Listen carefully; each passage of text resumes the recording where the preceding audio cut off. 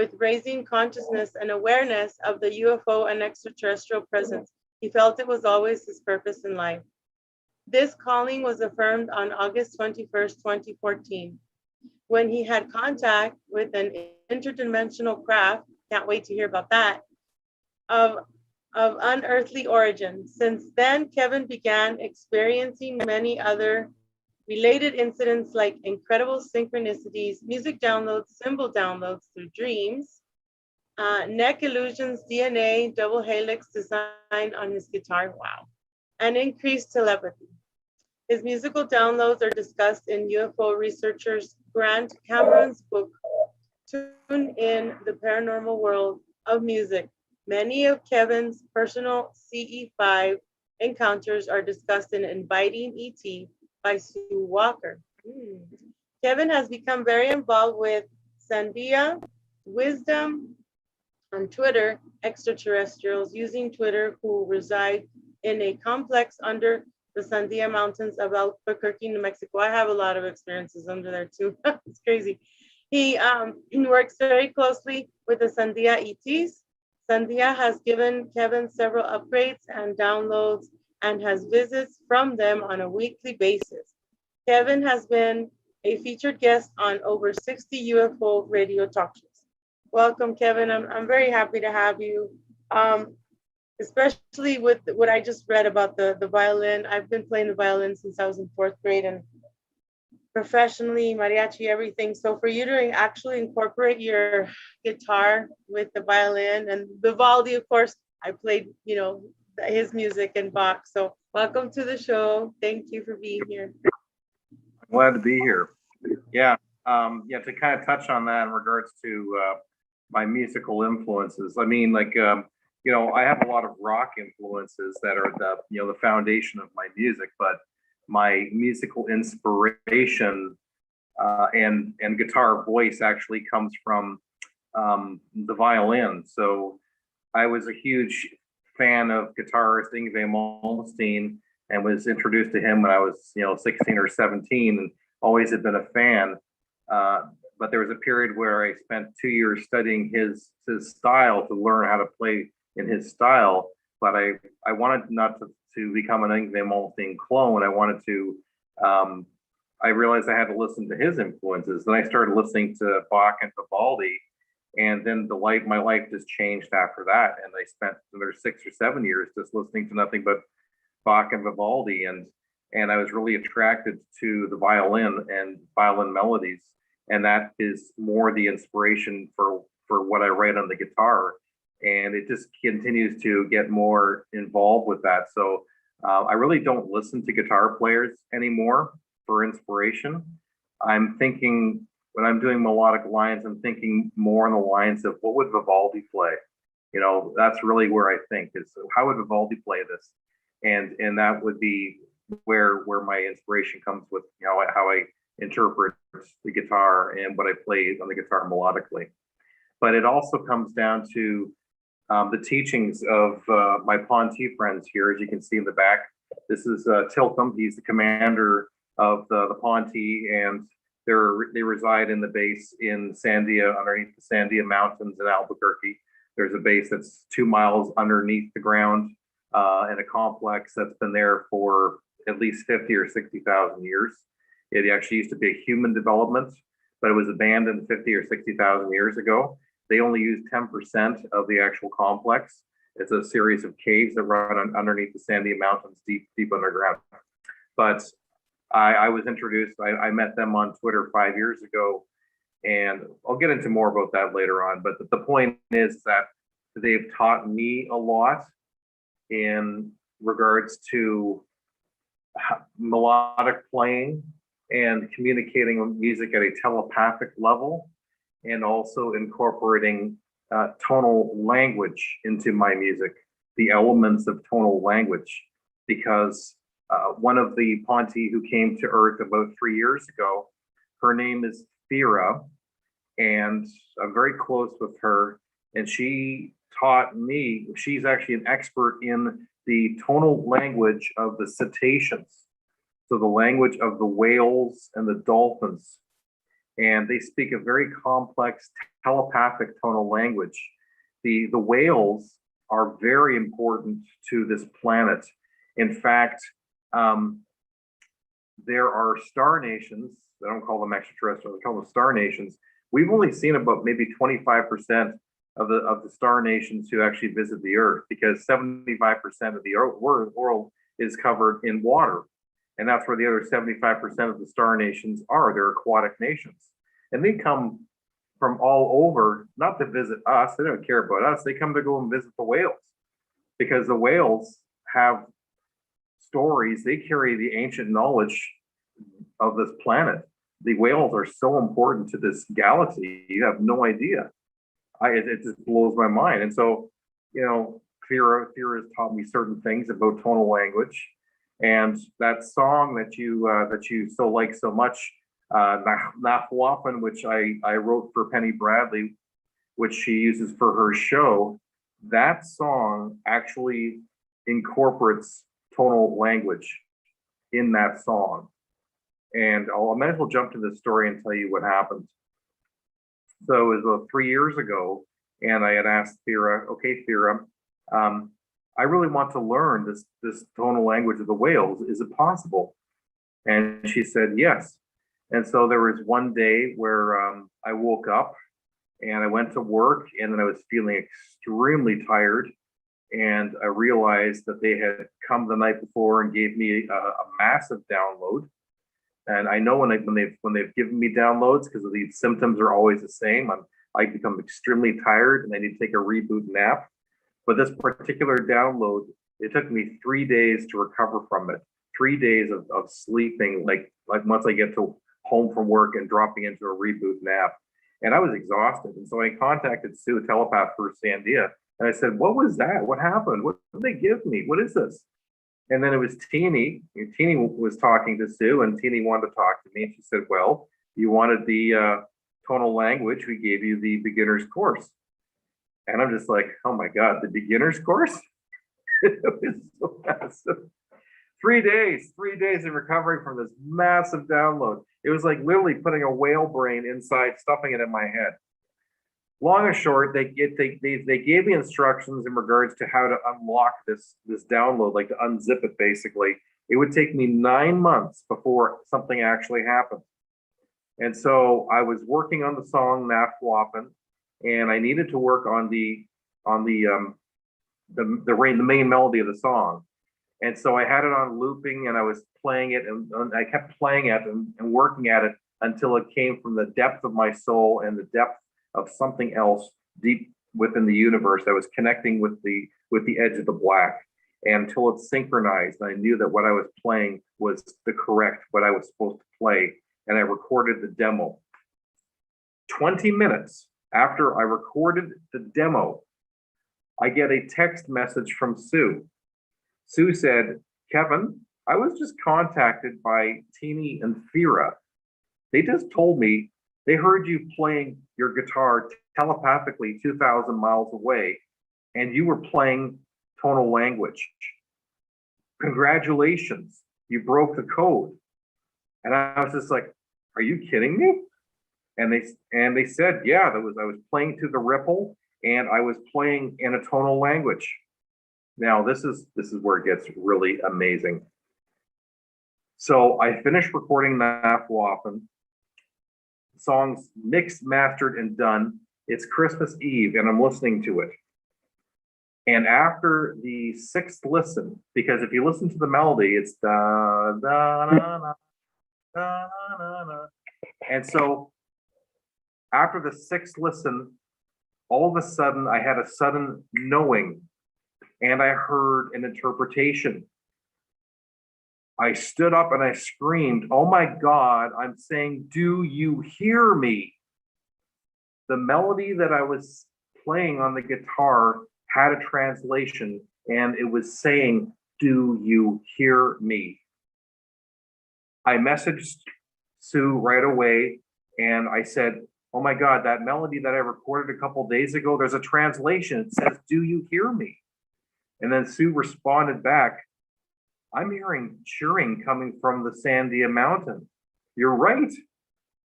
And not only that, but they sent the message back to the aquatic stations over in New Zealand. And I just put my head on my desk and I cried. It was like probably the most profound moment of my life. I never expected anything like that to happen. And it blew my mind that what I was playing on the guitar was actually tonal language. So that song often has a lot of meaning to me, and it's very important, and it's probably going to go down very historically as a very important song. So I just had to share that story about what happened. But I know I'm really jumping ahead. I'm going to try and backtrack a bit to give a little bit of history about who I am and what the heck is it I'm doing. I'm the guitarist of the instrumental rock band Pyramids on Mars. So you can find me at pyramidsonmars.com. My music is very similar to guitarists like Joe Satriani, Steve Vai. So, but more along the lines of Joe Satriani. So it's instrumental rock, but I have more classical influence. And he's more of a blues influence, but that's the passion of the music that I do. So it's instrumental, but the guitar melodies is what speaks. That's what speaks is the guitar melodies, and that's the direction I go. However, it's very tied to my extraterrestrial experiences because I'm a starseed. And I know that I'm a starseed. I discovered this back in 2014. And it's kind of like when you reverse engineer your life, when you felt like what your purpose was in life, and then all of a sudden it's affirmed. And I realized that I was a starseed. And that's where I realized where I am and why I do what I do on this planet, and the reason why I'm here. So I'm here to help raise awareness and consciousness on the planet of our extraterrestrial family, and to help prepare for official first contact, to help 8 billion souls get ready for official first contact. So it's a lot of work and a lot of responsibility, and I take it very seriously. But to get back to how I reverse engineered my life, I had always had a passion for extraterrestrials that really started when I was in university, when I was 18 years old. And that's going back to like 1992, 94. And I spent a lot of time reading Bud Hopkins books on extraterrestrials, abductions and stuff. And, the movie Communion really inspired me. I found that very inspirational. And I just spent years, studying, ETs, and it got to a point where around the year 2000, where I was just saying, look, I want to help. I want to help bring the extraterrestrial awareness to planet Earth. I feel like that's my calling. That's why I'm here. This is what I'm supposed to be doing. Tell me, what do I have to do? I'm ready. Well, the thing was, I may have been consciously aware and ready, but my time was not right yet. I had to wait until the year 2014 for things to happen. And so in 2014, there was already some incredible synchronicities that were taking place, because I had already written my first album, Pyramids on Mars. And I had discovered that I had extrasensory perception or telepathy. And it was infusing in the music that I was writing, because I was having lots of ESP moments that really made me realize that I had more extrasensory powers than I realized. But then August 21st, 2014 would be the day that changed my life. And so I went out onto my deck. It was like 10:30 at night on that night. And from behind my neighbor's tree appeared this craft.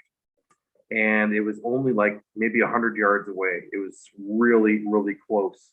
And at first, when I saw it, I thought it was a meteor, because it was orangish red, glowing like coals, and it looked like it had smoke coming off the top of it and along the bottom of it, and it came out from right behind this tree. And I'm looking at it, and I realized, wait, that's not a meteor. That's moving really slow, and that is really close. What the heck is that? I didn't know what I was looking at. And it was, as I said, it was like it was waiting for me to come outside. Like I came literally onto the deck, and it was right behind a tree. It wasn't, in behind the tree over on one side or in front of the tree. It was right behind this tree, and then it waited for me to come out. And then it's moving across my backyard, at the speed of a helicopter. It made no sound whatsoever. And in fact, actually, it almost sounded like time had stopped because there was no sound, literally no sound. Like I couldn't even hear the wind. I couldn't hear anything. It was like silence, deafening silence as this thing appeared and floated across my backyard and then turned and then moved away. And then it just blew my mind. Like it took me 6 months to realize what I was actually looking at. This object was covered in plasma, and that's what gave it that glowing red orangish look.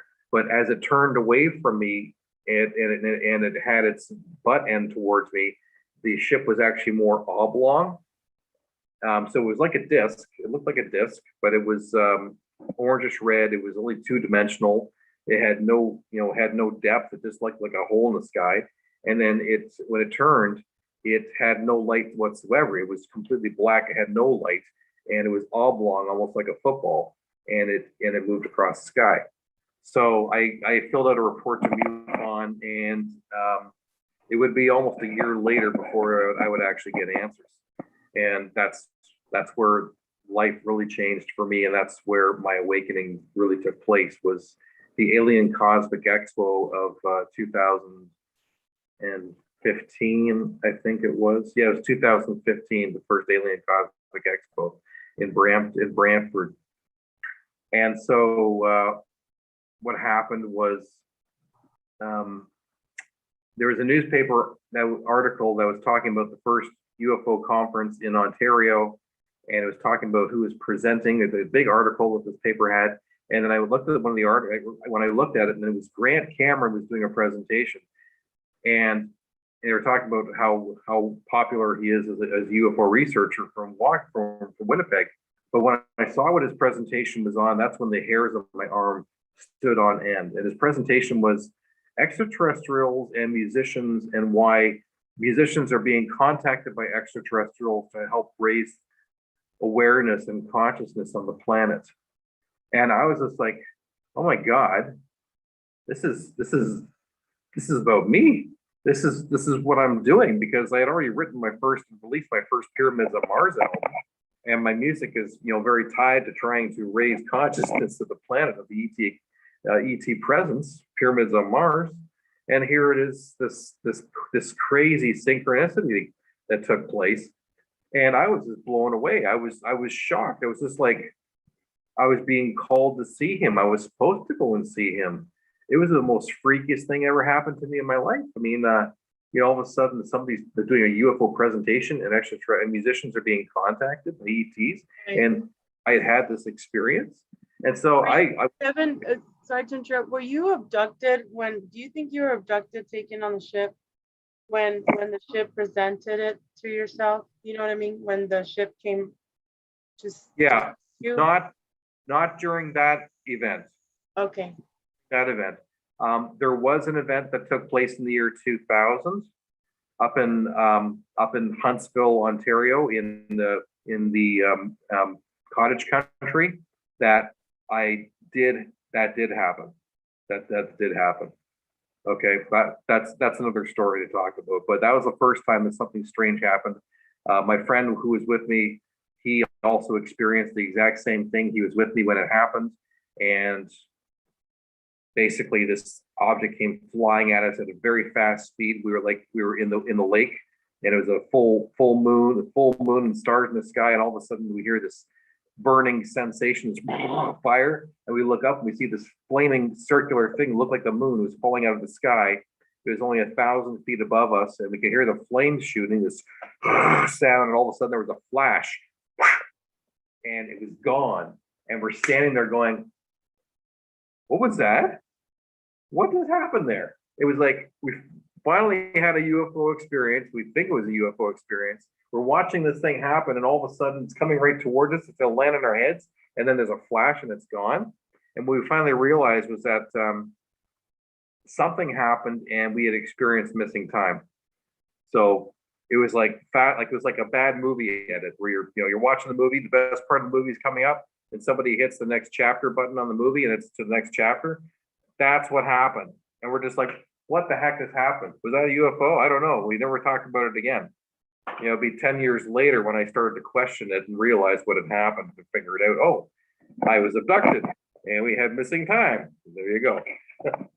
But anyway, getting back. But you don't remember anything at all, like being like, just being taken to a room or whatever. No. Nothing yet, huh? I've been picked up by the Ponte probably 2 or 3 dozen times. And I've got other experiencers who remember seeing me back at the Sandia complex saying, yeah, I saw you there and you were wearing a purple dress shirt with one of your black Ponte shirts. And the thing is that all that entire week, that's what I was wearing around my apartment was a purple dress shirt with a black shirt. How did he know what I wore? And confirming that he saw me at the Sandia Mountain complex. So I have that. I've found strange anomalies in my bed, waking up in the morning, really weird stuff. I documented and saved everything. It's all kept. Things from, strange things that look like seeds, but they're not seeds, to something that looks like, it feels like a scab, but it looks more like a tooth.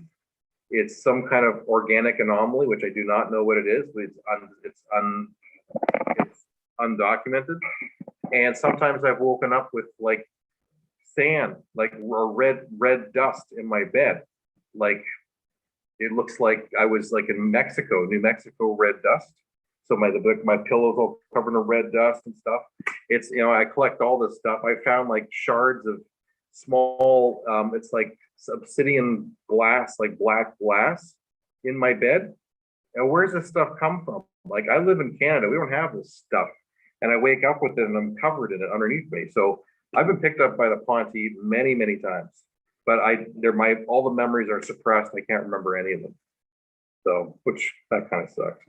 But it's not that I haven't been able to, I've been allowed to recall some memories and some visitations of the Ponte, which I might get into a bit later on. But did you have any other questions? So there's so many tangents I can go on. I know we're short for time. Oh, you can keep going. I didn't mean to interrupt, but I know you have to get back to your story. But I just had one question before we go on. Have you had any memories or dreams of being with whales or dolphins as a child, perhaps? Like, I was with them since I was a child. I'm a hybrid dolphin, and I have many memories of being with the dolphin and the whales, communicating with them, and also teaching other children how to communicate with the whales and dolphins. And you're right, once you connect with them, your heart it's an explosion of love, because that's pretty much what they're made of. And they don't have time for BS, you know what I mean? It's like, no, we're here to love, and to show people what we're here for.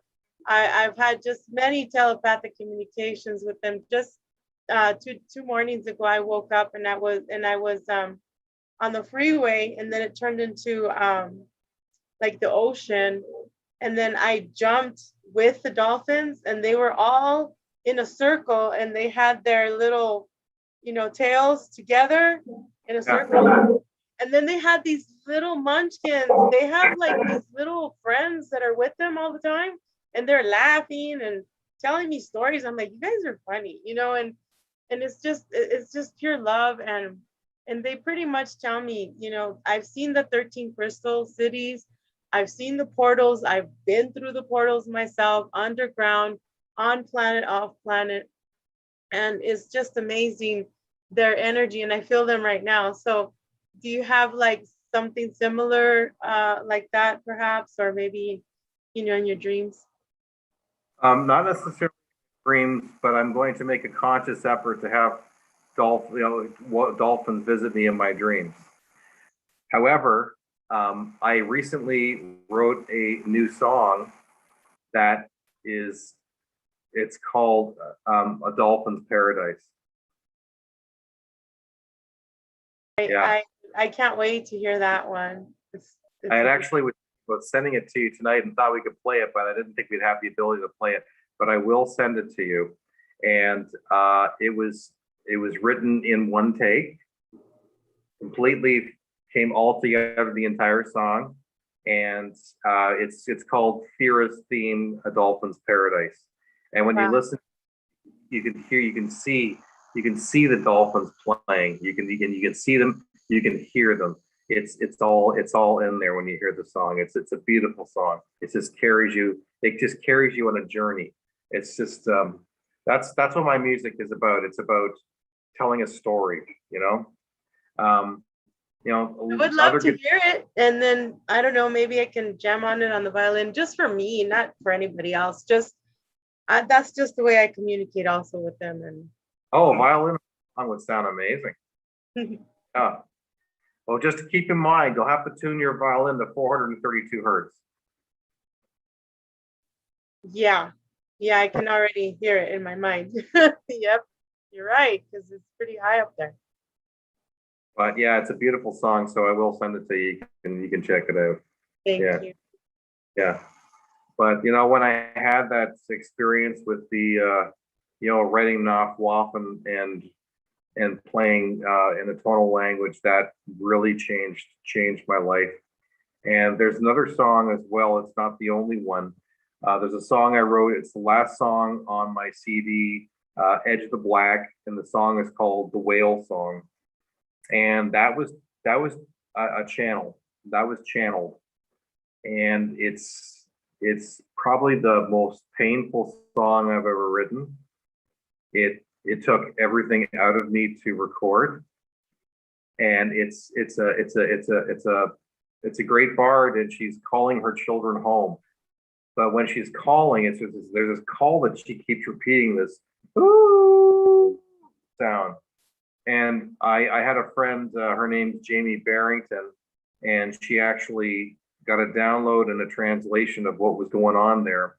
And what it is that mother whale, there's a song about her that she's tired, she's calling her children home. It's time to come home, because she wants to leave this planet and go to a better place. But she's imitating the call of the wolves, calling her children home. And that's what it is. It's a wolf call. And that's what I actually got goosebumps, and that's what I felt. I totally saw her crying from within, like I'm tired, let's go, it's time. And that's sometimes how I feel too. It's like I just want to go home, But yeah, go ahead. I'm getting all emotional because I felt her. Yeah. Yeah, so that's what this song is about. It's about her calling her children home, and she keeps it's this long whale call, this calling that sounds like a wolf, and that's what I heard, and I imitated it, on the guitar, and it came out. It turned out really well. What's really kind of cool about that was I'm not sure if you know Hale Mednick. Do you know Hale Mednick? Okay, he's put out a lot of. He's a movie producer, and he's put out a lot of movies about the Ascension. He also has he's very connected to the Sasquatch.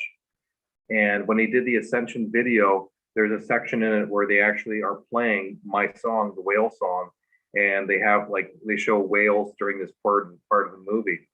But what they played, because I mistakenly sent him the wrong copy of the whale song. I sent him the original demo, which I recorded on my cell phone when I first just laid it down, the really raw recording. And I was like, oh no, we played the wrong one. You didn't get the studio version. And then he told me that the Sasquatch preferred the raw version better. So I'm like, okay. So I'm not going to argue. That's fine. But sometimes we're But I've had some incredible experiences with extraterrestrial visits.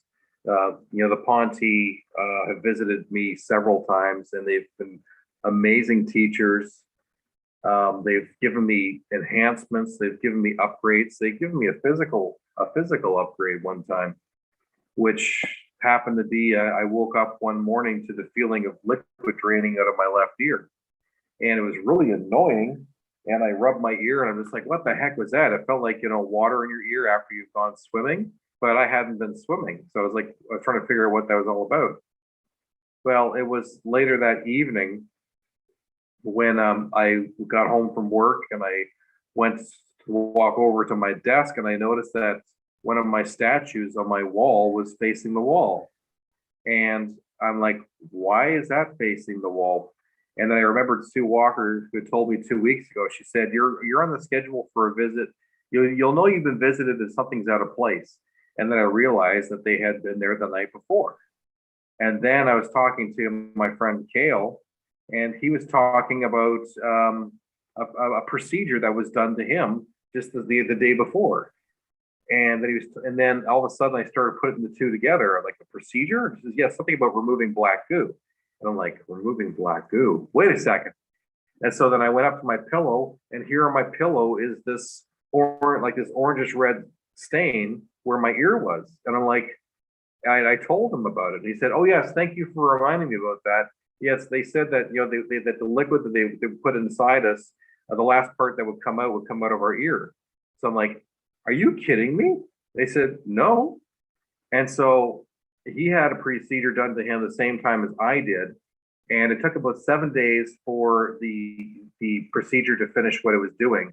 And my body was exfoliating metals and toxins from my body for several days. Like my urine smelled like ammonia. It was horrid. It's like, what is my body doing? It's exfoliating all this stuff. And then after the 7th day, all of a sudden my consciousness was totally opened up and I was able to access parts of my brain I was never able to access before. It was like I went from like a head being full of clogged guck to full consciousness, being able to access my entire brain. I had never felt like this ever in my entire life. And I never realized how much poisons they purposely put in our food and these metals to actually turn us into living zombies. And they've been doing this to us for years. They must have, uncalcified my pineal gland. They got rid of all the fluoride and all the rest of the heavy metals that have built up inside our brains from all the toxins they put in our food. So they did that procedure once, and then after a month, they repeated the procedure because once again I had another stain on my pillow. And then after that clearing, my head was even more clear, and I had a constant connection to the collective consciousness where my brain feels very attached to everything. So that's really helped with my telepathy, not with my listening telepathy. I still have a hard time hearing the Ponte, but my projection of my music, they can hear me, no problems. And that's why they say when they hear me playing my guitar telepathically, they hear me, and I'm playing to the collective consciousness. I'm playing to the universe when I'm playing my music because I'm projecting it so much better now. It's like they've put a satellite built into my projects now. Yeah, I've woken up many times when I'm in full orchestra playing my violin or just in my mind, and I can play concertos backward, forward, movies backward, forward. I'm cleaning and I may have no music on, but in my mind I'm playing Brandenburg or something, or Vivaldi, the Four Seasons. It's amazing what our brain can do once you, we'll say, activate your DNA or decalcify the pineal gland. So I'm very happy for you because I know how it is. You're always right. You're always thinking of things and getting downloads, even when you're not asking consciously. It's like they're always coming, right? Yeah. They've given me so many downloads, where I've woken up and like my head's all cloggy, like soggy cotton. And I don't know what's happened or what they did, but I'm very appreciative of all that they do. But I've also, I'm appreciative of their visitations, and I've had multiple visitations from different star nations over the years who've visited me. They usually come in a lucid dream state. So, but then what happens is I'll sleep a full night and I'll wake up around 4:30, 5 o'clock, and I'll try and get back to sleep. And then it's during that period of time where they will induce me into an altered state. And then it's like I'm basically having an interaction with them like I'm awake. So it's like I'll be, in my bed talking to them, and I'm able to touch them, and I can feel their skin temperature and stuff like that. And it's like interacting with them like if you're awake, but you're not. You're in this altered state. And so I've had visitations. First time was actually with from a reptilian female, and that was pretty damn wild. I mean, I remember trying to go back to sleep, and when I was half asleep, I could hear my bed sheets ruffling, like somebody was moving my bed sheets around. And then I wake up and the sound was gone. And then I try and go back to sleep again. All of a sudden, I can hear the bed sheets ruffling again, and I realized that there was somebody there. And then I eventually just let myself, relax enough, and then all of a sudden, it's just like she kicked me into this altered state, and then I met her, and she was quite amazing looking. I mean, she had the greenish scales on her face. She had blue scales along her neck line that kind of went over where her ears were. Her head was kind of bulbous, like it looked like a clove of garlic. So big bulb here, big bulb here, big bulb here. Her head was very large, and she had this blue mohawk. I'm not kidding. She had a blue mohawk. And then she took her hand, and she had 3 fingers, and she had, very long claws. She's holding my hand like this, and then she puts my middle finger in her mouth and slides it across her bottom tooth. She had 1 tooth. So how did it feel? Was it sharp? it razor sharp. It was razor sharp. And I was just like, trying to figure out what was going on. That was pretty damn wild. And then I end up waking up. But that's what she did. It was quite something. But I mean, I had a visitation from her. The Ponte have visited in like where I wasn't asleep, but I wasn't awake. I was just kind of like in this lowered state. And then I'll feel a hand, their hand will rest on my shoulder or something like that. Just them letting me know that they're there. I'll feel them, they'll touch me. And they did that here too, like not that long ago, where I wasn't like, I was trying to get back to sleep, but I wasn't. I was in this altered state, lower consciousness, like alpha theta. And I could feel 6 pairs of hands resting on me. And they were kind of brushing my arm and stuff. And I remember hearing one of them telepathically saying, he's not quite asleep yet. And then I just remember this feeling that I had, because I was feeling what they were feeling. And it was the feeling of your family, you're one of us, you belong, we're all family here, you belong with us. And I'll never forget that feeling. It was a very complex emotion. And I just felt like I was one with them, and that I felt like we were family. And I think they did that because I was feeling pretty alone, and they just wanted to reassure me. And that was just amazing.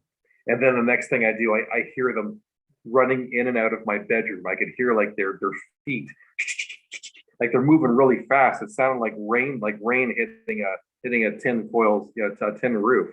That's how fast they're moving around my bedroom. And then I heard one of them go over to the corner of my room, and they picked up my didgeridoo that was in the corner. I guess they were checking it out, but I could hear them doing that. And then I wake up and it's all gone. So it was pretty wild. That's one visit from them. Yes, I can relate. I have 2 cats, and I know when it's my cats jumping, but I've had a few times where I'm like, that's not them. And at first I was like, nah, now I can't sleep. But then now I've gotten to the point where it's like, okay, take me, where are we going now? And but I do understand that the thing about having your family with you, and just interacting with them, and just being with them on like you say, like a lucid dream. And the thing with me though, I still have a really hard time sleeping. I have really bad chronic PTSD. So I will be so exhausted and maybe I'll sleep like half an hour, tops 45 minutes, and then I wake myself up in a panic. I'm always like, where am I? Where am I? And this happened since the incident that I had in 2010, but it's I've gotten to the point where if I don't want contact from, we'll say, the bad or the evil, I will wake up myself. I'll sometimes they'll be like, come here, let's go here. They'll send children like to distract me, or yeah, we're just gonna go to the ocean. They know I love the ocean. So I'll either fly or go down to the ocean to be with my family. And then I'll dream, dream on, meaning, or I'll travel. Either they'll take me physically or consciously, but it is very disturbing. I don't know if it's happened to you where you're trying to get sleep and you just know that it's like the wrong entities that are trying to take you for experimentation or whatever. Has that happened to you where, or do you just sleep really peacefully? How is your sleep pattern? For the most part, like my place is very protected.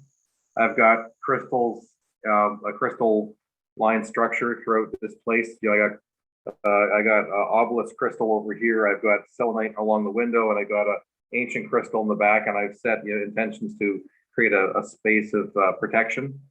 So I have that. There was one time though where I was attacked by something, and it just happened to be a night that I had sent out a telepathic warning saying that like to say this area is protected and no bad entities are allowed in here. Well, I think there was an entity that was just letting me know that, well, you're not as protected as you think you are, and they pushed. I was asleep and they were pressing on a part in my body that caused extreme pain, and it forced me to wake up. So I was like, ow, stop that, stop that, stop that. And they pushed really hard. And then when I woke up, the pain was gone. They had stopped pressing, but something had physically pushed, physically hurt me, to let me know that you're not as protected as you think you are. So yeah. Yeah, I do understand. I have salts in my doorway. I have crystals. My place is very protected too and very serene. Everybody that comes to visit, they say, "Wow, this is so peaceful." And I said, because I want it to be a protected place for not just me, my children, but for whoever visits. And then when I put my salt, I always say, the low frequency, bad entities are not allowed.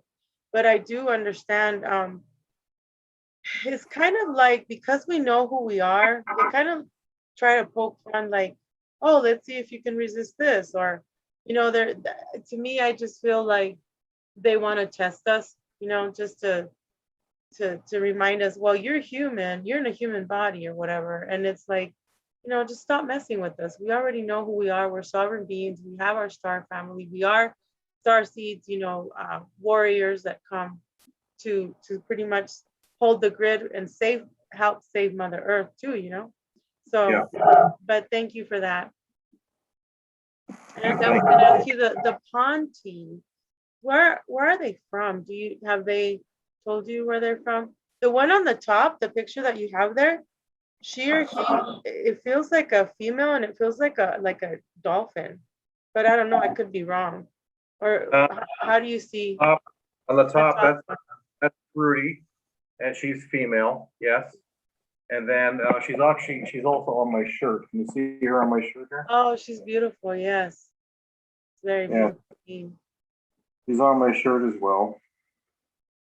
I like your dragon. I'm a dragon too. Thank you. I love dragons. I have a connection to dragons. Want me to explain it to you? It's freaking wild. Yes, I'm a dragon too, so I would love to hear your story. Okay, so it was the Alien Cosmic Expo 2000. 17, I think it was. And a friend of mine, he builds these pyramids that you can meditate in. And so he was doing a healing with me, a chakra alignment. And he had to pull me out of it because my energies were getting so high that I was like, my head was spinning. And so, but he did a really good job of this. And so I decided to take a break from it and go to the presentations that were going on. And Ryan Stacy from MUFON was doing a presentation on a case that he was working on in Burlington here of a woman and a daughter who had some strange extraterrestrial visitors and maybe some abductions. And so while I'm sitting there listening to him, I could feel my energies, my chakras were lining up. And then all of a sudden I felt like a waterfall of light that was flowing through my body and flowing onto the floor. I never felt so open and connected the way I was. And I think this gave someone an opportunity. So when he was doing his presentation, he said, I asked the daughter, to draw pictures of the entities that she saw. And you should be careful what you ask for, because look what she drew. And then he puts up this picture that her daughter had drawn, which was of this reptilian with red scales and wings. And I had never seen a reptilian like that before in my life, but I already knew what it was. I knew that was an alpha draconian. How did I know this? I don't know. I just happened to know that was an alpha draconian. And so then the next thing Ryan did was he put a picture of a gargoyle and started comparing the alpha draconian to gargoyles. And then he was talking about demons and angels and stuff like that. And I'm thinking, this is a cosmic prejudiceness, like, why are you like comparing this alpha draconian to like gargoyles and demons? I'm like, this is not right. And I wanted to say something, but I didn't. And so then he went through his presentation, and then he came back to that image again of that reptilian. And then he was doing the same thing. And I was like, I wanted to say something, but I was biting my tongue. And then there was almost like this voice that spoke to me and said, well, if you're not going to say something, I am. And then all of a sudden, this energy came inside me, like boom. And all of a sudden, I was like, I almost threw up. It was that powerful. I went, excuse me. And then Ryan put up his, like, he let me talk. And then I said, and as I was talking to him, all of a sudden my voice started to drop really low when I'm talking to him like this. And I couldn't control my voice. And I was talking like this. And all of a sudden I feel my back felt like I felt like the Incredible Hulk. I felt like I was 16 feet tall. I felt huge. And I felt these huge things in between my shoulder blades. And I'm talking to him and I'm saying, look, this is an alpha draconian. What you can't call someone good or evil based upon their looks. That's a cosmic prejudiceness. You have to, judge someone on the individual. And I said, these are my people. And there are many of us in the room and we are listening. And so then all of a sudden he dropped his presentation and said, okay, thanks. I'm good. I'm done. Bye. And he packed everything up. And then all of a sudden I'm like starting to come to, and because I was really dizzy. It was like 25% me and it was 75% him. And I realized that I had become a telepathic channeler for an alpha draconian. And he let me experience what it felt like to be him. I felt 16 feet tall. I had wings. I felt wings on my back. My back felt electrified. I felt incredible. Now I know what a dragon feels like, but his body was incredible. And then all of a sudden I'm surrounded by 13 people and they're all shaking, going, oh my God, who is that? What just happened? And I'm like, I don't know. You tell me what happened. And then Joanne Eady, who's running the whole Alien Cosmic Expo, she came onto the podium. She looked at me. She said, Kevin, that wasn't you talking. And I'm just like, what happened? And so this happened like in front of 200 people. And I know there's a video that I know it's captured somewhere, but this is what happened to me. I actually telepathically merged with the Alpha Draconian. But this is the key. It's what I said. I said, these are my people and we are listening. I didn't say these are his people and they're listening. I said, these are my people And I realized that, and I found this much out later on, that yes, I've had past lives, and I was an Alpha Draconian in past life. I've had reptilian connections to past life on Egypt, and that was confirmed by Elizabeth April. So that's a long whole story, and I had confirmation from another extraterrestrial who confirmed that what Elizabeth April had said was true and accurate, but that she was not allowed to comment on it. She couldn't talk about it. She was not allowed. But she was only able to say this tall white that I was able to speak to.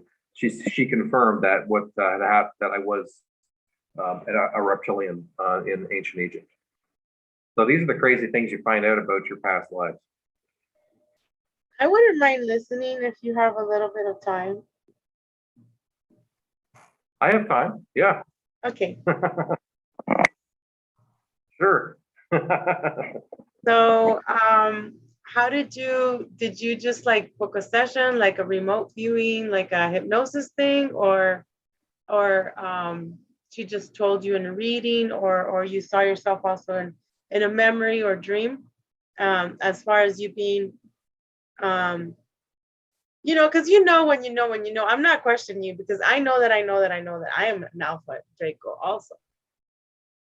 And I have 6 dragons that protect me, plus my 2 angels that everybody knows who they are right now, but or dragons. So, yes. And I'm sure you can also, not only you also feel yourself very dominant, very, once you know who you are, nothing can really like stop you. But how did you like come about yourself to figure out this about you and Egypt and the connection and the past lives and all that?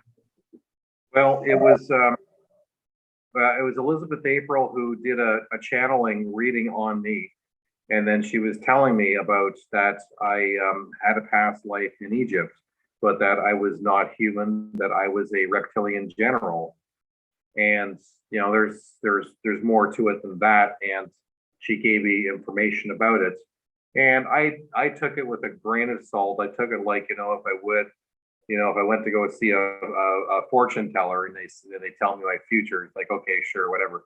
And I didn't really believe any of it, but it wasn't until I was talking to my friend he's telepathically connected to this tall white, who he was the translator for her, and he was translating, and I was asking her a bunch of questions, and I said, look, somebody told me about this and this, and they said that this happened and that I was, a reptilian in ancient Egypt. Is there any truth to that? And then he came back and she says, yes, it's true. I'm like, what? She says, yes, it's true, but she can't talk about it. I'm like, why not? And he said, well, she says that it involves someone else. And I'm like, who? And he said, someone by the name of April. And I hadn't told him, Elizabeth April's name at that point. And I'm like, oh my God. Oh my effing God. It's real. It's true. How did she know about Elizabeth April? And so then I called up Elizabeth and I said, Elizabeth, we have to get together and talk, because this is what happened. And someone just confirmed that what you said is valid and true. And then she said, yeah, we do have to talk because there's more to the story than just that. And so she and I met and we had a long talk about it. So, and I can't get into any more details than that. But that's when I realized that, okay, yeah, I was reptilian back in ancient Egypt. But it was when I did a lot of thinking about what happened with that Alpha Draconian at the Alien Cosmic Expo, analyzing and really critically analyzing what I said, why I said it, and how was it that I was able to know that that picture that woman drew was an Alpha Draconian, because I'd never seen an Alpha Draconian before. And then I started doing research on the internet and pulling up stuff on Alpha Draconians to confirm that what I thought was real actually was verified, and that was what they looked like. So I was like, how did I know this stuff? And then I finally realizing that when I was speaking, that I was talking from the point of view of both of us. And I was saying, these are my people and we are listening, therefore, my people. And so I've grown a very deep affiliation and appreciation for the reptilian races. And you can't judge an individual. You have to judge. You can't judge a whole race. You have to judge the individual. And there's more to it than that. I mean, as I said, I was visited by a female reptilian. I'm also very close with Nancy Tremaine, who she's a well-known experiencer. She just released her second book, and her story is the reintroduction of reptilians to humanity, because the main extraterrestrial that she had contact with was a reptilian who she called Mr. And Nancy and I have experienced extreme things together that can only be considered as quantum entanglement. And a lot of the stories in her second book are the experiences that happened with her, both her and I. But the other crazy thing about it, because I know that they chose Nancy for a reason, and she loves Mr. very much, but Nancy and I, both of us, our eyes both turned green the summer of 2018. We can't explain it. It's like these crazy synchronicities that have happened with her and I, and all of a sudden that we discovered that both of us, our eyes turned green. And I had asked Elizabeth April about it too. I say, why do my eyes turn green? I feel like I'm supposed to ask you this. And she said, because you're accepting your reptilian heritage. And I'm like, yeah, that makes sense. So that's how you come to accept things in your life, from multiple circumstances and multiple things that take place, to then just be able to sit with it and just sit with it and absorb it. And as I said, it's come from multiple sources, and there's cross-referencing back and forth to understand that this is real, this is what's happening, and so to accept myself for the multidimensional beings that we are, because we've done this many times. We've done it many times, and we've been in multiple lives at different points, gaining experiences as incarnate souls, in soul evolution. And of course, it's possible that some of us have been, reptilian. But it's not just, related to, one species. I also know that I have connections to mantis. And that was also through Elizabeth April too, that we have this crazy synchronicity of mantis. And because she was sent to the future, and she met her future self as a mantis. And when I was put under hypnosis for the first time, and my hypnotist, the last thing she did was take me to the far future to see what I would see. And I went to the future, and I was met by these three mantid beings. And at that time, I didn't even know what mantis were. I didn't even know they existed. They just looked like grays, like Jurdy, but with insect eyes, and they were taller, and they looked like praying mantises. There were three of them. And they were saying that your mission's over, and they handed me this ball of light, and I put this ball of light to my mouth, and all of a sudden my eyes just expand, and I become back one with source again, recycled. And that's the last memory I have of my existence. So I know somewhere in the future I have connections to mantis, because it would be 3 months after I was put under hypnosis that I was watching a presentation by Susie Hansen talking about being on the ships. And she was talking about the mantid beings, and she drew a picture of the mantid and held it up. And I went, oh my God, they do exist. That's what I saw when I was under hypnosis. I was like, this is crazy. I didn't even know they existed. That's real? So how come when I'm under hypnosis, I see this, and then all of a sudden I realize they're real? I mean, they can't make this stuff up. So my life has been pretty crazy. I forget about this stuff, and I think about it later on, going, that's whack. Oh, I can relate, believe me. I have so many memories. And yes, I've had praying mantis too visit me. Just 2 days ago, there was one. Um, he was trying to hide. It was a younger guy with curly black hair, really, really tall. And he was trying to hide his lip. And I'm like, let me see your lip. And finally he showed me, and it was like if it had a cut in the middle, but it was like over, like like a huge lip, like that, like pointy. And he's Yeah. really tall, and he's like, come on, let's go to the ocean. And then but it's weird because that the next day is when I had the memory of being around surrounded with the dolphins and swimming with them and things like that. They feel so rubbery, like I mean, I just feel like, I know I'm part of them, and it's just very special. The mantids, I've also seen the ships, and I've also seen them here when I was driving about a few years ago, and I even took pictures. It was like little egg drops.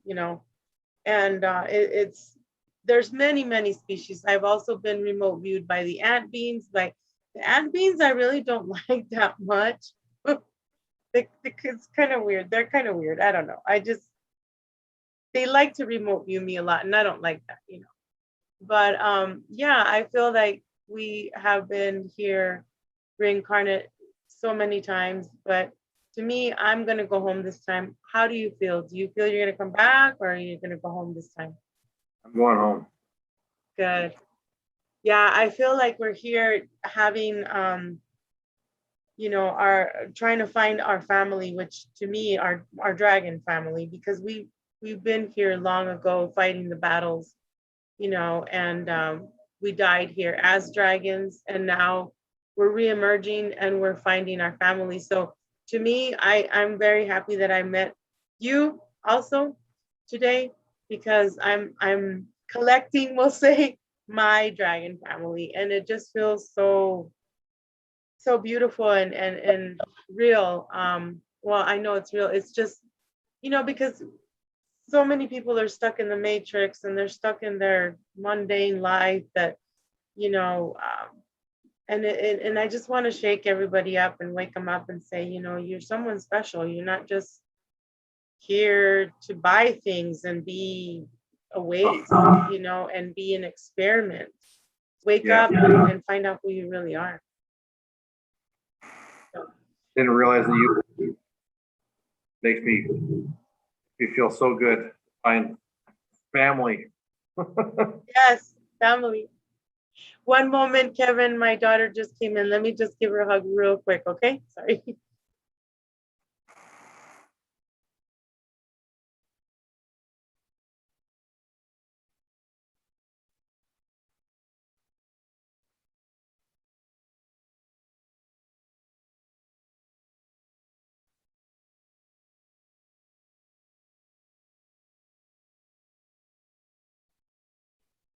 Sorry, she just moved out. She has a wonderful job, and I hardly see her, and I'm really proud of her. So, and it's her birthday coming up this month, so just had to say hi real quick.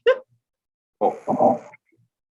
But yes, so I first heard a little bit about you when you were on Penny Bradley's show, and um, it's just amazing okay, so how did you figure out how to make this song for her? Was it in a dream? Like, I know you talked about like how, all this, but how is it that you kind of like wrote it for her, like for her you gave her permission to use it and all that stuff? How is it? What's your connection with her? I want you to say it so that way people can also go to Penny Bradley's show and see the interview there. Well, it's quite an amazing synchronicity, because my friend who channels with the tall white, he and I have been friends for many years, and he's actually the one who introduced me to Sandia. Okay, and then it just happened to be like, I also know that it was a former secret space program. He was in the secret space program, but he doesn't talk about it. He keeps it very under wraps. And I just happened to be doing a radio interview on Janet Lesson and Sasha Lesson's show, Aquarian Radio, and I was being interviewed along with Penny Bradley. And then Penny Bradley was going on about the secret space program and stuff like that.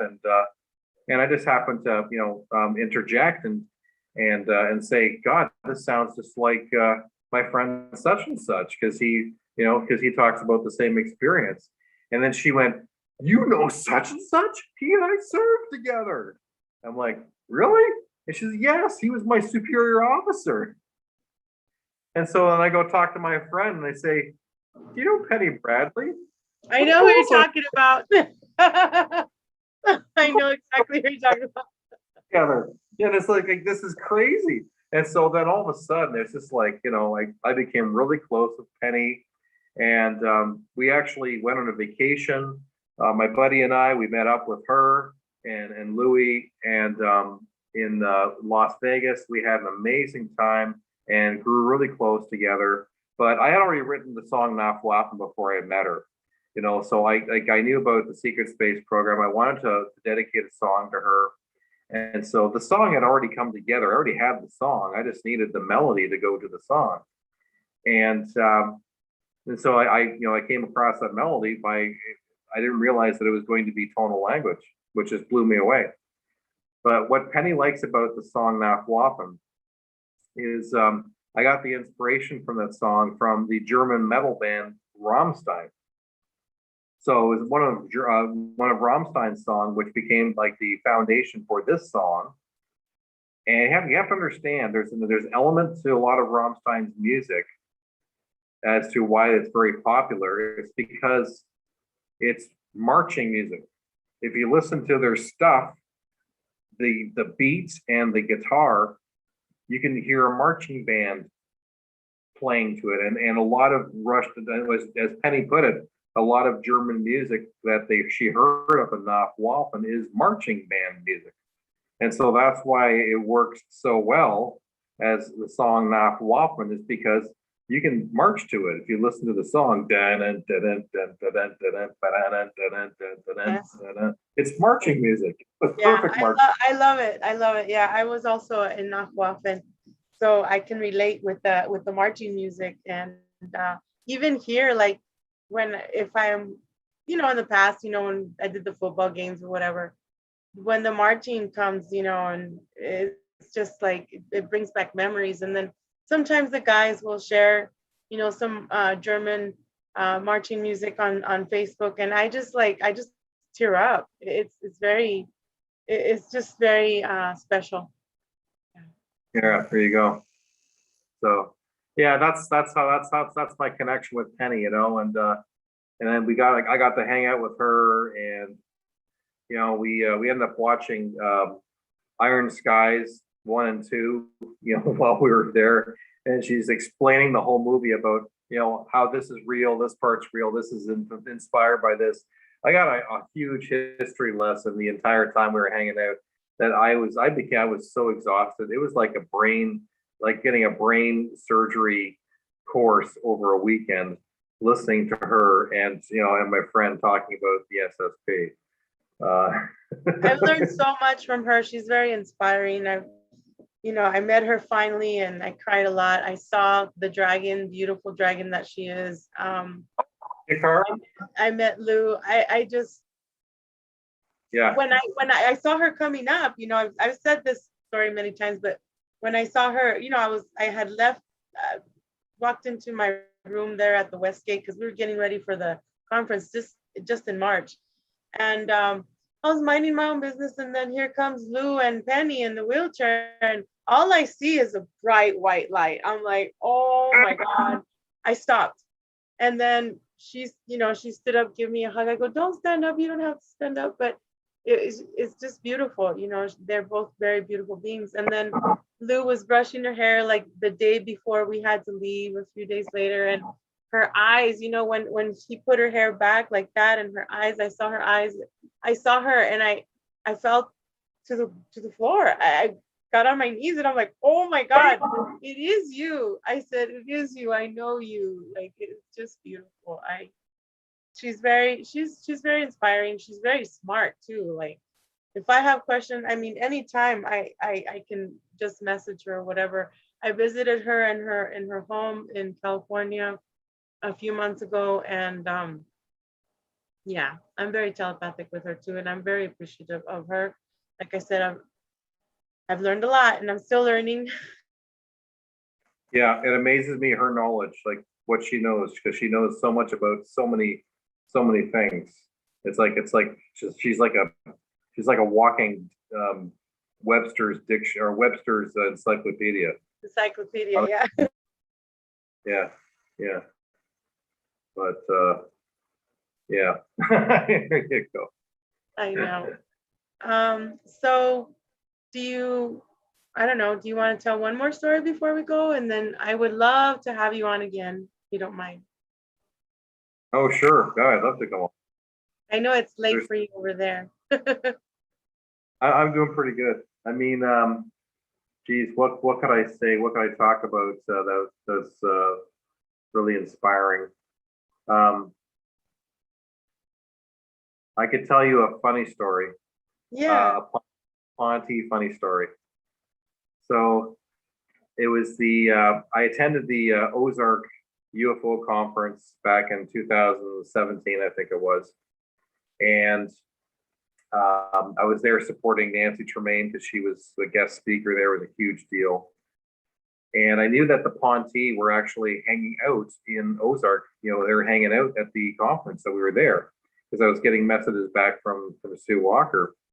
And so I knew that they were there, and I was really hoping to be able to see them. You know, I hoped that their ship would show up or something like that. And nothing actually happened. But it would be about a week after I came back from the convention that all of a sudden I had this flash memory. And I remembered because I had stayed with a friend and we rented this motel room that had two rooms. It had a bedroom and then it had a party room next door to it. And in the party room, it had a long couch, it had a love seat and a sofa. And all of a sudden, like I felt I slept on the sofa, and I remember all of a sudden this memory of radar jumping up and down on the end of the sofa where my feet was, saying, get up, party time, party time. And I'm thinking, where am I having this memory from? And so I messaged Sue Walker and I said, I just got this flash memory of this. Does this mean anything? And then all of a sudden, radar, it was it was radar who was talking because Sue was doing the translations, and it was radar, my buddy radar. And he said, dude, yeah, we got together, we laughed, we partied, and you snorted tea out your nose. When do you want to do it again? And it's when he said, snorted tea out your nose, when all of a sudden the memory flashback came back. And it was like watching a movie trailer. All of a sudden, I saw this whole thing take place, and it was a memory trigger. And what had happened was that radar, it was radar, and it was Tilcom, and it was Drudy. They had come to visit me in our bedroom later that evening, and they threw a tea party for me. And I remember seeing radar sitting on the love seat right across from me, and Tilcom was right next to him. And then Drudy's on my right side here. And I remember hearing their voices telepathically in my head. I remember how loud their voices were. Like it was really loud. Like it was like having a speaker inside your head. I remember what Radar's voice sounded like, and his voice sounded like a cross between Kevin Spacey and oh, I forget the other actor's name. Anyway, very similar voice. And Telcom, his voice sounds like um, oh Anthony Hopkins. And so Telcom is telling a story about something that Radar did, where he was like trying to hot rod his skipper ship, and something went wrong, and he's running around in the hangar bay calling for help. And then all of a sudden, this voice interrupted Tilcom, and it said in a very deep voice, Brinkman. And it was Brinkman. And you have to understand that Brinkman is actually a nickname that me and another Ponte, whose name is Grayson, we gave that nickname to Radar because Radar happens to do a lot of things that are on the border boundaries of like brinkmanship, like just on the boundary of like dangerous. And so we just gave him the name Brinkman to shorten it, you know. And so this, and I knew that Grayson, people who had told me that Grayson has a deep voice.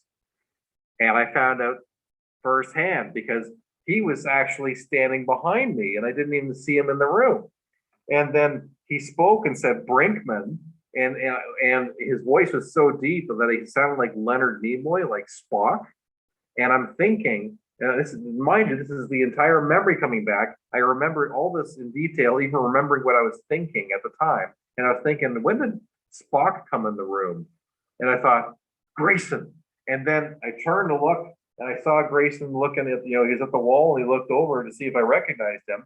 And I was taken with so much surprise, and I had taken a mouthful of tea at that time, and I snorted tea out my nose. I was in such shock and surprise and laughing. I snorted tea out my nose all over Radar. That's hilarious. They're laughing. They're laughing so hard. I'm laughing so hard. And Radar is literally, if you can imagine, you know, Zeta, he's laughing, snorting himself off the couch like this, and he's sliding down the couch and he's snorting, right? And I'm just laughing so hard I can't control myself, because not only this, I also remember the feeling that I had when I was with them, and they were sharing this, what they call a telepathic hug of light. I felt their emotions. It was this feeling of unconditional love, camaraderie, friendship, complete bliss, complete joy. It was like being like born again, or like dying. And rainbow colors, right? I see the rainbow colors, like stars. Like white light. It was like white light. If you can imagine, like, you know, the movie E.T., the extraterrestrial, when his chest is glowing, that is visually what it feels like inside your body. It's this hug of light, of this. It's the most incredible feeling I ever felt in my life, and I never wanted to leave them. I never wanted to leave them because I felt so amazing being with them. It was the most incredible joy I ever felt in my life.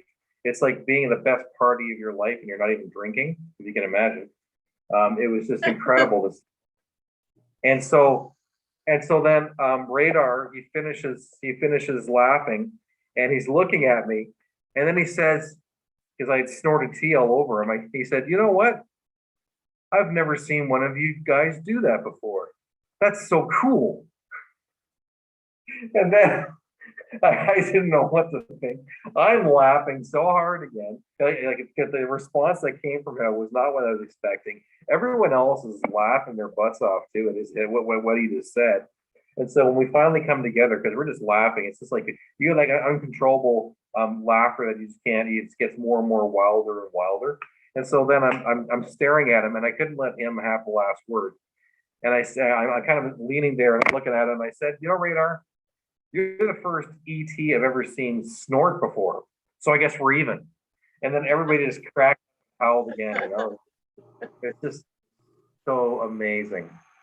Just, I'll never forget it. But they allowed me to remember that moment, because it took them by such surprise. And apparently, I don't know what recording devices they have, but they have it recorded too. And they've watched it a few times.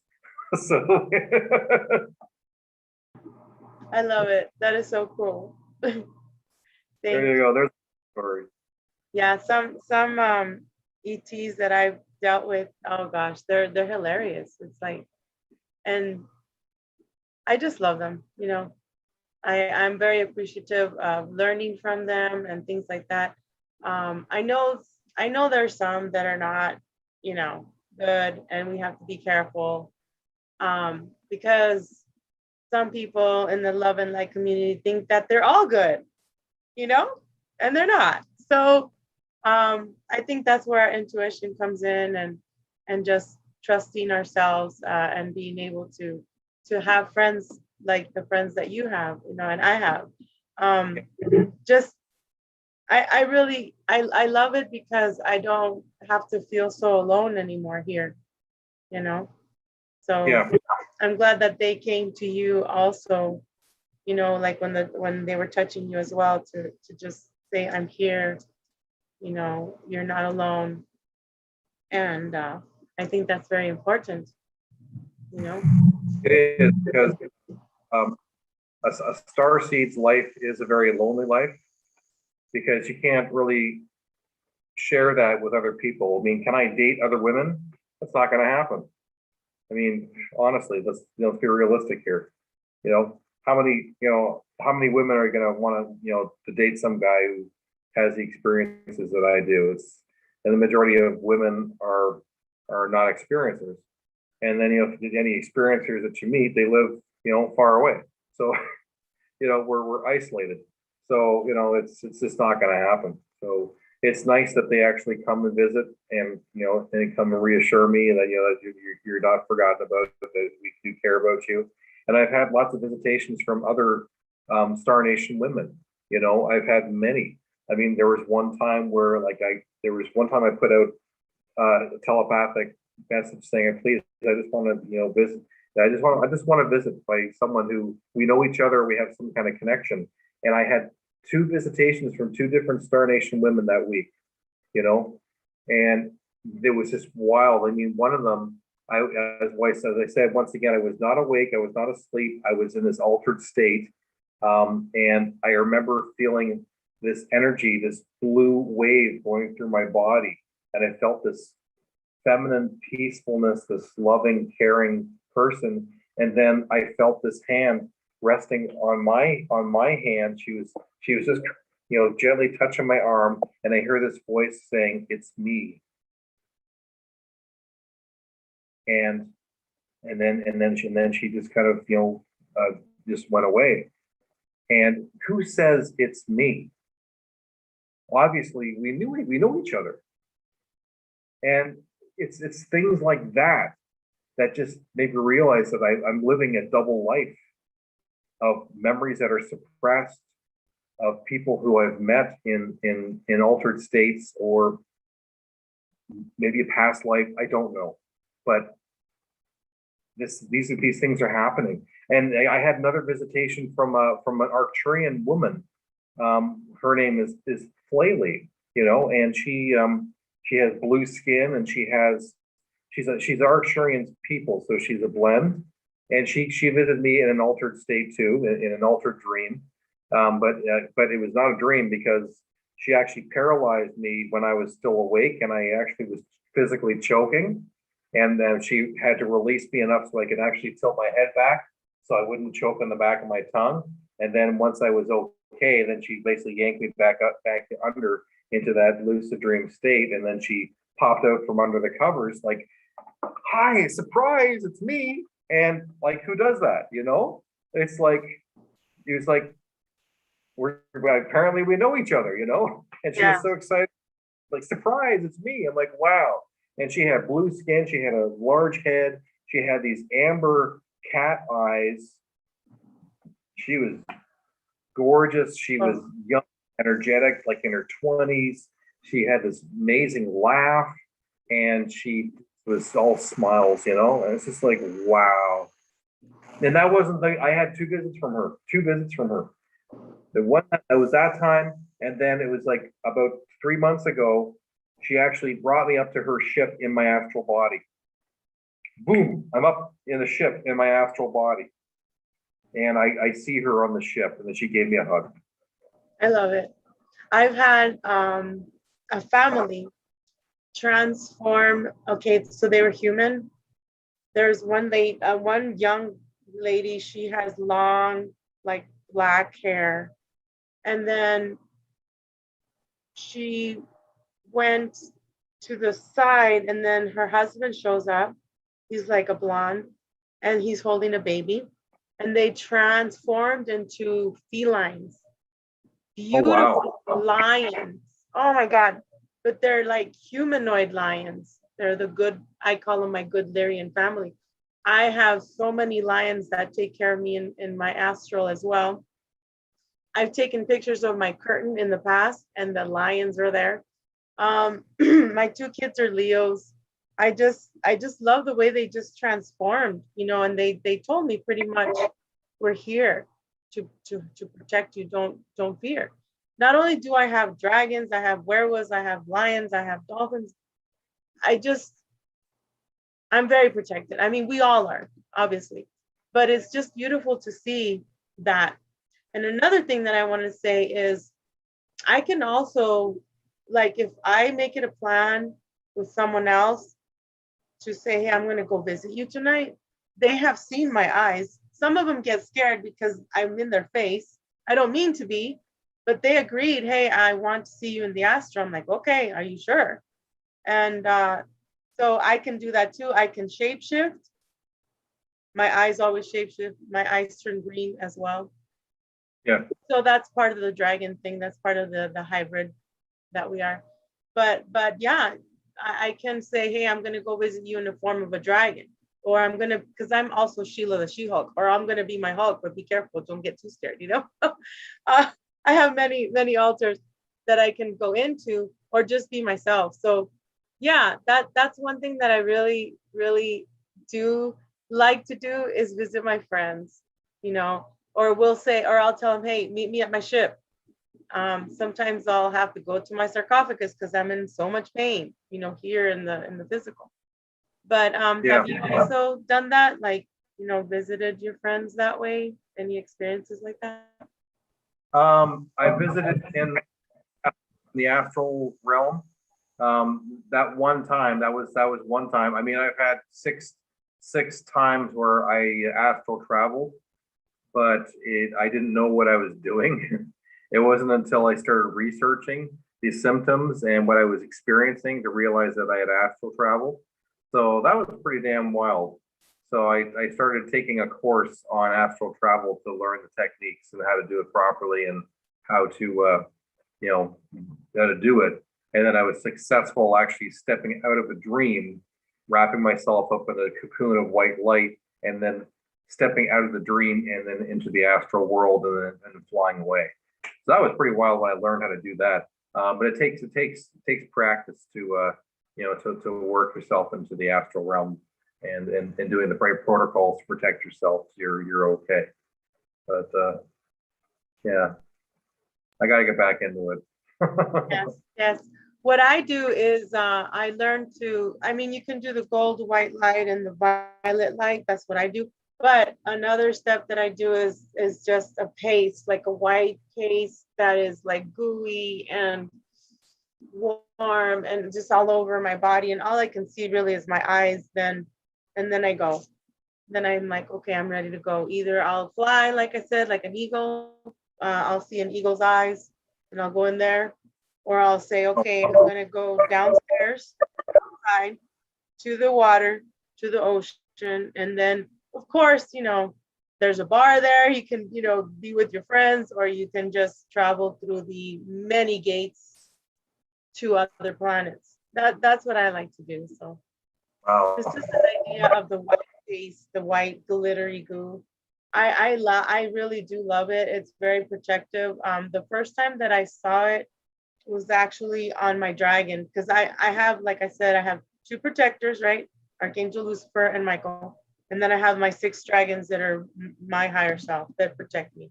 I asked them, I said, I want to see you, in the astral. And so I finally was able to see I have one female, the other 5 are males. And she was the female one. And she was in this glow, like glitter white, kind of pasty, sticky, but very, and she was grunting. She was like, but she wasn't mad. It's just, that's what she does. And right behind her was my middle sister.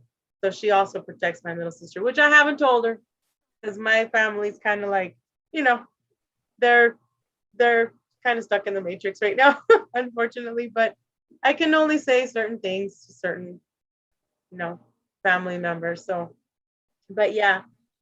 Well, Kevin, I am gonna let you go for now, but I really enjoyed our talk. I would love to have you on again if you don't mind.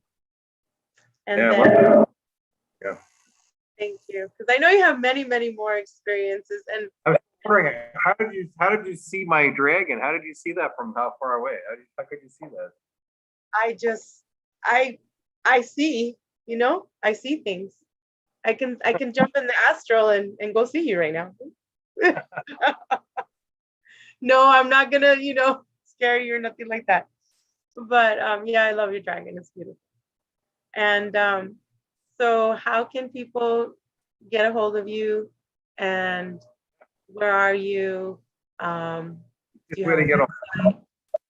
yeah, One like of if my they want to ask questions or they want to just say hi or send you, money. You never know. Well, they can do all of that in the same place, pyramidsonmars.com. That's the best place to get a hold of me is pyramidsonmars.com.